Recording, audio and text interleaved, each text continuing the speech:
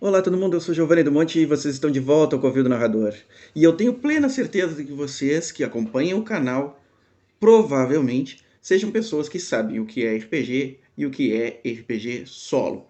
Mas eu fiz esse vídeo em especial para vocês descobrirem algo que eu notei sobre o RPG solo, que pode ser um conhecimento tão bom para quem já é veterano nessa prática, como também pode ajudar quem está começando a se entender melhor com o RPG solo e começar de vez deslanchar de verdade por aí. É um assunto meio aleatório, mas eu pensei bastante a respeito dele e vou trazê-lo em detalhes para vocês agora.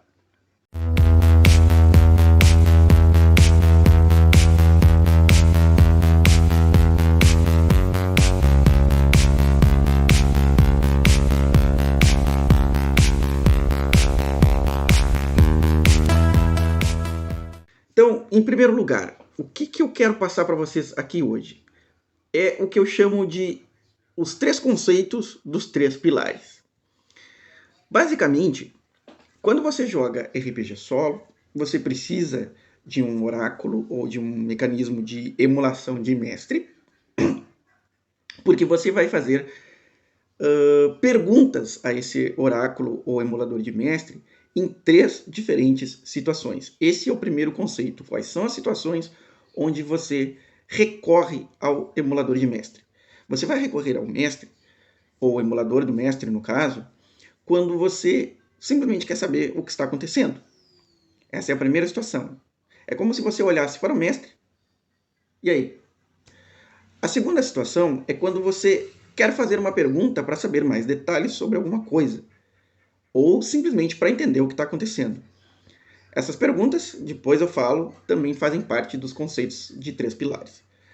E a terceira situação onde você recorre ao oráculo ou emulador de mestre é quando você acaba de fazer alguma ação e você quer saber o que acontece em razão da sua ação, ou seja, a reação do cenário, a reação do contexto da ficção, a reação de um personagem, o que uma coisa sofre com aquilo que você fez, etc. Né? O que vem em resposta daquilo que você fez. Essas são as três situações, os três pilares do primeiro conceito, que é quando você recorre ao oráculo.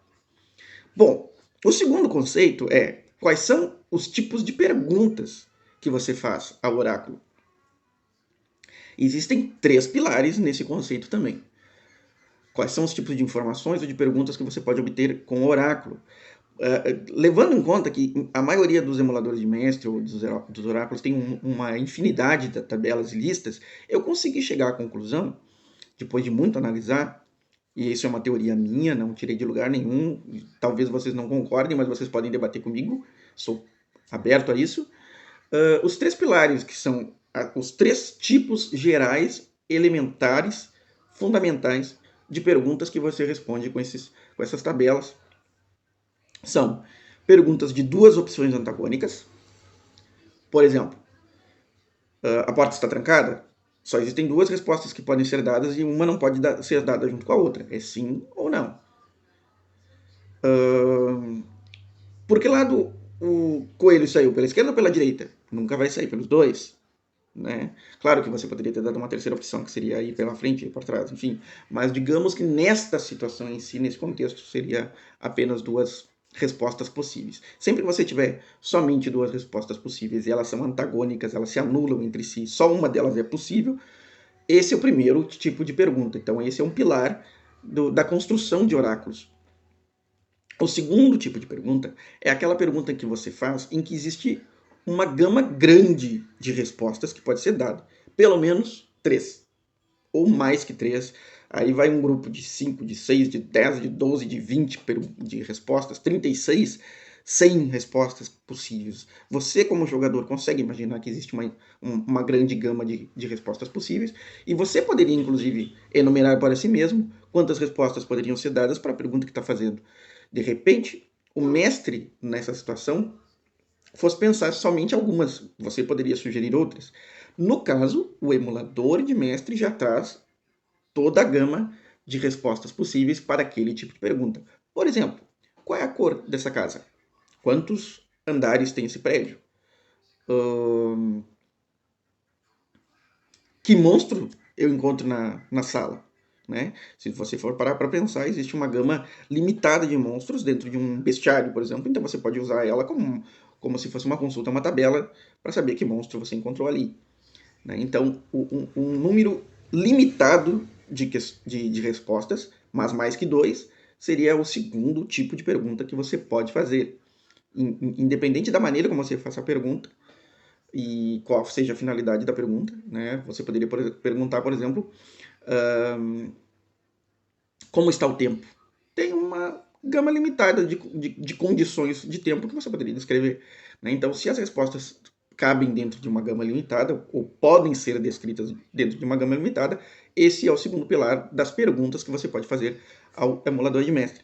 E o terceiro pilar, ou o terceiro tipo de pergunta, são aquelas que têm uma gama quase infinita de respostas. E aí, você dizer uma pergunta como, por exemplo, como ele se parece? Em geral, existem muitas e muitas e muitas maneiras de descrever uma pessoa. E você pode usar várias características físicas, psicológicas, jeito de vestir para responder isso. Então, como ele se parece é uma pergunta aberta. Esse é o terceiro tipo de pergunta. Dentro da maioria dos jogos de RPG solo, você responde isso consultando um banco de palavras, que normalmente é algo que contém ações, né, verbos, contém substantivos que podem descrever alguma coisa ou identificar alguma coisa, né, e qualidades que essa coisa pode ter. Então, em geral, você consulta esse tipo de tabela, de oráculo, quando você faz perguntas abertas. E às vezes você vai querer mais de uma resposta dele. Então, por isso que esse é o terceiro pilar. É o pilar das perguntas abertas. Tá?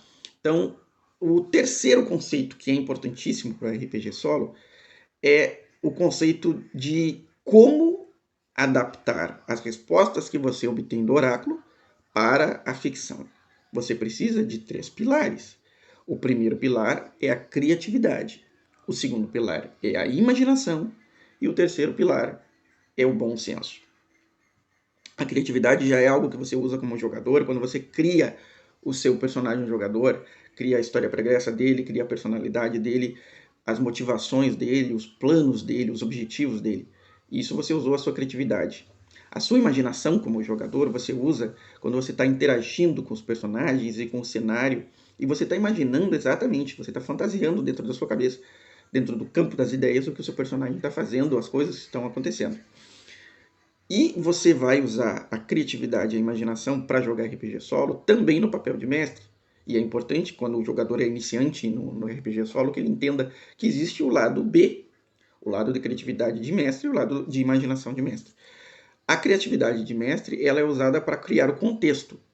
As coisas que aconteceram antes do personagem chegar e as possibilidades do que é os podes e não podes, né? O que é facilmente cogitável, provável, possível dentro do cenário, que é algo com o qual o personagem vai poder interagir. Tudo isso a ver com o contexto, com as possibilidades do cenário.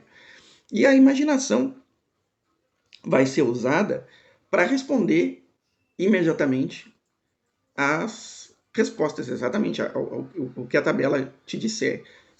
Se você tem imaginação, você vai conseguir criar a partir da resposta dada pela tabela.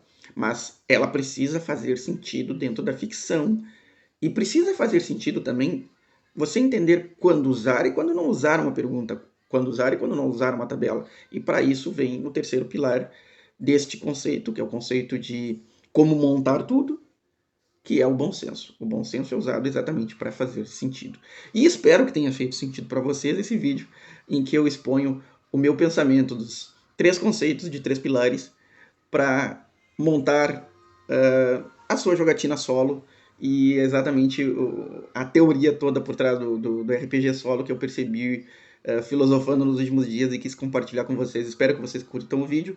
Comentem aí se vocês têm alguma ideia diferente, se vocês concordaram ou não. Compartilhem o vídeo se acharem interessante, que alguém que ainda não joga RPG solo queira aprender um pouquinho sobre isso, um iniciante, ou se acharem que algum veterano poderia pegar de repente essas ideias. E assinem o canal, isso seria muito legal. Se você ainda não é assinante, inscreva-se no sininho também, clica lá no sininho para vocês receberem notificações dos próximos vídeos. E até mais.